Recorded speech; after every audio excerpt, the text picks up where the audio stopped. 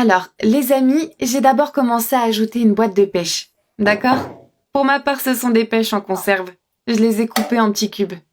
Maintenant, je les étale pour couvrir le fond du moule. Ici, mon moule est déjà graissé avec de la margarine. Je l'étale bien. Maintenant, je vais ajouter ici une boîte de lait concentré. Je vais l'ajouter sur le dessus pour bien couvrir la pêche.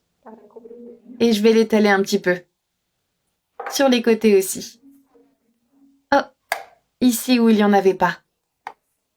Je l'ai bien étalé. Maintenant, je vais faire la pâte. Ici, j'ai 3 œufs, 200 g de sucre et je vais ajouter tout le sucre. Maintenant, nous allons bien battre avec un fouet jusqu'à ce que les œufs et le sucre soient bien mélangés. D'accord? Le sucre doit être très homogène avec l'œuf. Je pense que vous n'avez jamais fait un gâteau aux pêches aussi savoureux que celui que je vous présente ici. Regardez ça. Après cette recette, vous aurez toujours envie de manger un gâteau à la pêche. Maintenant, je vais ajouter ici 150 ml d'huile. Oups! Et 250 ml de lait. Je vais encore remuer ici. Maintenant, je vais ajouter une petite cuillère à café de concentré de vanille ici. Voilà, vous faites comme ça.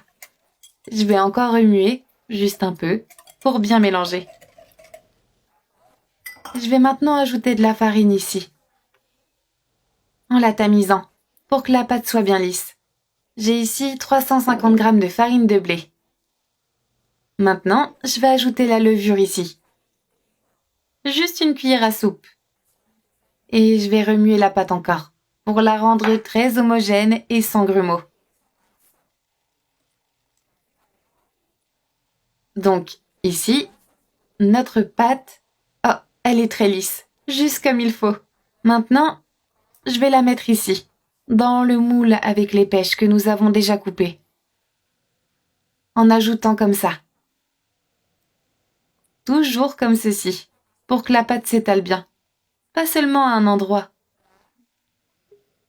Nous allons enlever ce qui reste dans le bol.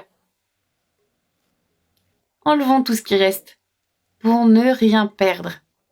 Oh là là, les amis, regardez ça. Ce gâteau sera vraiment très bon. Je vais l'étaler ici comme ça, en le poussant vers les coins. Maintenant, nous allons le mettre au four à 180 degrés, pendant environ 40 minutes. Voilà, ici mon gâteau est déjà cuit. J'ai fait le test du cure-dent. Quand j'ai vu que le cure-dent était propre, je l'ai sorti du four. Je vais maintenant en prendre un morceau, pour que nous puissions voir ce que ça a donné.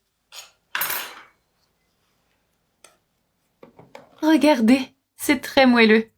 Très savoureux, n'est-ce pas?